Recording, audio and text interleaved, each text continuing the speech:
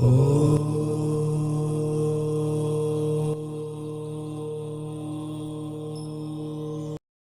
के सभी दर्शकों को एक बार पुनः मेरा नमस्कार, जय श्री कृष्णा और हृदय से उनको प्रणाम। तो आज की इस वीडियो में हम आपको बताएंगे, यदि कर्म भाव पर त्रिक भाव का स्वामी युति कर जाए, दृढ़ योग बना दे, तो जातक के जीवन में कारोबार, व्यापार, पिता, माता, उन्नति, राजयोग पर बाधा कैसा प्रभाव होगा।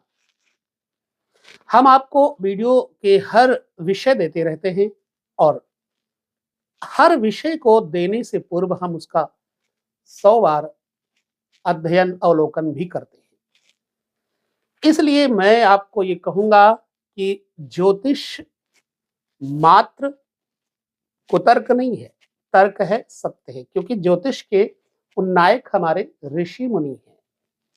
परंपरा है हमारे ज्योतिषी ऋषि मुनियों की, और ऐसी संस्कृति पर हमें नाज है, अभिमान है। यदि हम उसे अच्छी तरह से अध्ययन करके सदुपयोग करते हैं तो उस ज्योतिष के माध्यम से हम अपने व्यापार को, जीवन को पूरा हरा भरा कर लेते हैं। यही नहीं, कई जन्मों के कर्मों को सुधार भी लेते हैं।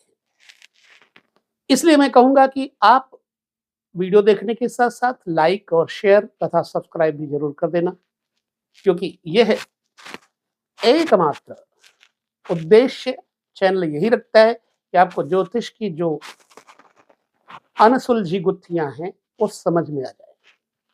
मेरा उद्देश्य धन कमाना नहीं, क्योंकि आयु के उस पड़ाव पे हम स्वयं को महसूस करते हैं जिसका कोई अंत का पता नहीं होता। तो अब जब हम किसी के साथ अच्छाई करने पर आए तो बिना लोभ के करें। इसलिए आप लोग अगर कोई कुंडली हमें दिखाना चाहते हैं तो मैं देख तो लेता हूं, लेकिन आप देखते होंगे हमने कोई नंबर इस पर नहीं दिए। डिस्क्रिप्शन में नंबर दिए हुए हैं, चाहे तो आप जा सकते हैं, वेबसाइट पे लॉगिन कर सकते हैं। तो आइए हम चलते हैं इसी के साथ। दशमेश कर्मेश पिता का स्थान, व्यवसाय राज योग का स्थान, यदि वहां पर अष्टमेश जो त्रिक भाव का स्वामी है युति कर जाए या दृष्टि डाल दे, तो जीवन में क्या लाभ और क्या हानि होगी, बहुत सहज से समझिएगा। देखिए, जन्म कुंडली में 4 केंद्र हैं और 4 केंद्रों के अलावा 3 मूल त्रिकोण हैं, 3 त्रिसुडाए हैं। 4 केंद्र जैसे लग्न, चतुर्थ, सप्तम और दशम। 3 केंद्र लग्न, पंचम और नवम। त्रिसुडाए 3, 6, 11। मारक स्थान 2, 8। व्यय स्थान 12वां। अब यदि शुभता की तरफ चले तो जन्म कुंडली में शुभ 4 और 3, यानी कि केंद्र और मूल त्रिकोण, ये अत्यंत शुभ सूचक है। लेकिन यदि केंद्र या मूल त्रिकोण के साथ में ये मिल जाए त्रिसुडाए अथवा त्रिक भाव के स्वामी, तो क्या हमारे जीवन में उसका सार्थक प्रभाव पड़ेगा।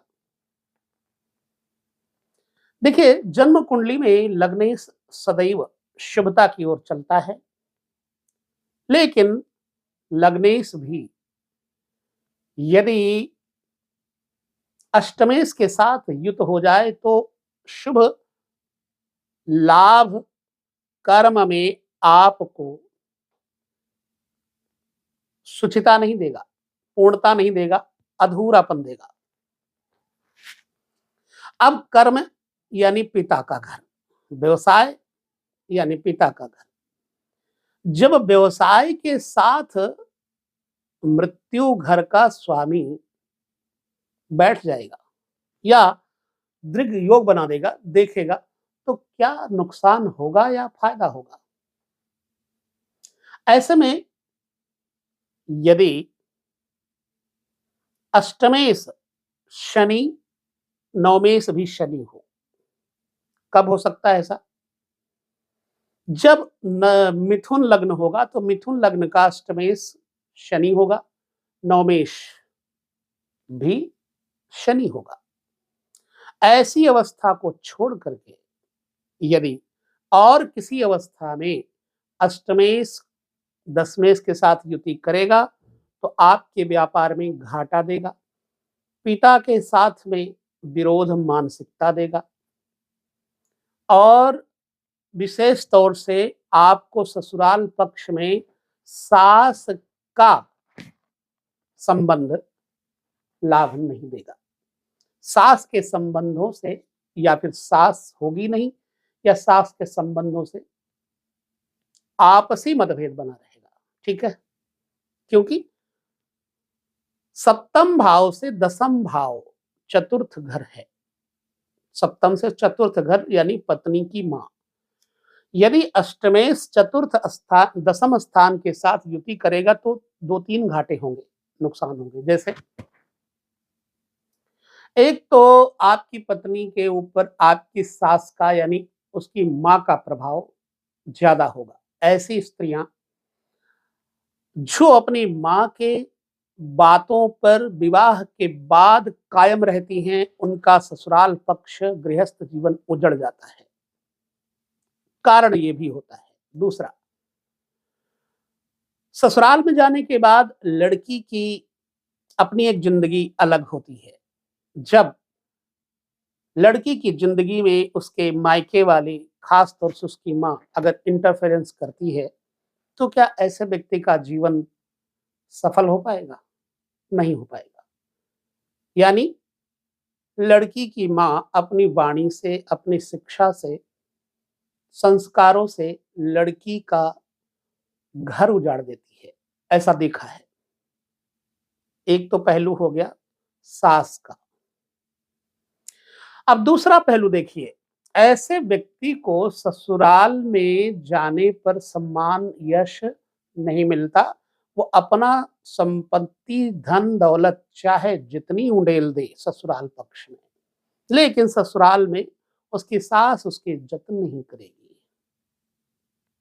ये मेरा अपना विचार है, वो मैं आपको बता रहा हूं और सैकड़ों हजारों कुंडलियां देखी हैं, उसके आधार पे आपके साथ चर्चा कर रहा हूं।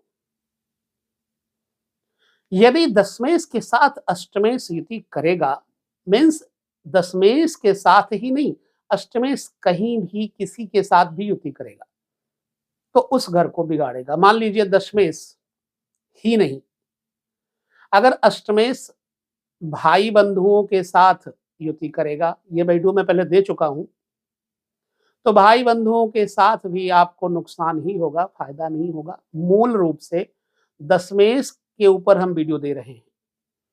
अब यदि अष्टमेश दशमेश के साथ युति करेगा, दृष्टि करेगा, तो आपका बिजनेस डाउन टू अर्थ हो जाएगा।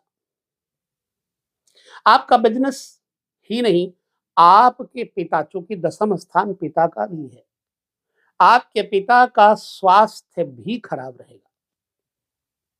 मान लीजिए आपके पिता का स्वास्थ्य अच्छा है, लेकिन किसी कारणवश आप पिता के साथ एक जगह रह नहीं पाएंगे, उनकी बातों का समर्थन नहीं करेंगे, क्योंकि बाप बेटे में अनबन हो जाती। पहली बात तो जब अष्टमेश दशमेश के साथ युति करेगा तो सच कहूं कई बार पिता होते ही नहीं है। यदि पिता हुए भी तो बाप बेटे में भिन्नता 36 का आंकड़ा रहता है। इसी आधार पर कर्ज बढ़ेगा। व्यापार में दिन दूनी रात चौगुनी बढ़ोतरी की जगह घटोतरी होती जाएगी। जब भी अष्टमेश, चाहे वो वर्षफल में भी हो, अष्टमेश अगर दशमेश के साथ युति करेगा तो व्यापार में उस वर्ष में घाटा जरूर पड़ेगा। करना क्या चाहिए? अब यहाँ पकड़ना है हमने एक तथ्य को, अष्टम स्थान का कारक ग्रह कौन है? शनि है। अब शनि अष्टम स्थान का कारक यदि दुख का कारक व्यापार के साथ युति, दृष्टि, दृग योग करेगा, तो ऐसी अवस्था में हमको समझना है उपाय क्या करें। तो जातक को चाहिए कि एक तो दही बड़े होते हैं, बनवा लीजिए, सरसों के तेल में दही बड़े बनवा लीजिए, बड़े बनाकर उस पे दही छिड़क दीजिए, थोड़ा-सा सिंदूर, हल्का-सा सिंदूर छिड़क दीजिए और शनिवार के दिन चौराहे पे बैठे हुए श्वान यानी कुत्तों को डाल दीजिए, कुत्तों को खिला दीजिए आदरपूर्वक। व्यापार का घाटा, पिता के साथ हुई परेशानियां कम होनी शुरू हो जाएंगी। दूसरा, शमशान में जब कभी जाना पड़ जाए तो अपने हाथ से 5 का सिक्का ले लो या 10 का सिक्का ले लो, अपने ऊपर से 21 बार क्लॉकवाइज उतार लीजिए। उतारने के बाद वहां पर बैठे हुए किसी भिक्षुक को, किसी व्यक्ति को दे दीजिए या फिर हाँ, फेंक दीजिए। अब ज़रूरी नहीं है कि 10-11 रुपए आप जितना मर्ज़ी ले लो, 11 ना हो, 20 हो, 30 हो जाएँ, 100 हो जाएँ, क्योंकि वहाँ शगुन तो करना नहीं है। 11, 21, 51 तो शगुन होता है।